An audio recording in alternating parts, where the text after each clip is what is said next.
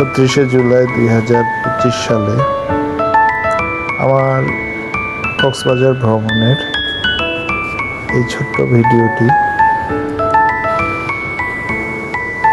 সবার উদ্দেশ্যে আপলোড করলাম। এটা আমার প্রথম ভিডিও, সো খুব ভালো হতে পারে, নাও হতে পারে, বাট আমার চেষ্টা থাকলো যে কক্সবাজারে কি কি করলাম। সকালবেলা গেলাম, সমুদ্র বিচে একটু ঘুরলাম, তারপরে রিক্সা নিয়ে একটু ঘোরাফেরা করলাম, মাছ ধরা দেখলাম, লাল কাঁকড়া ধরলাম,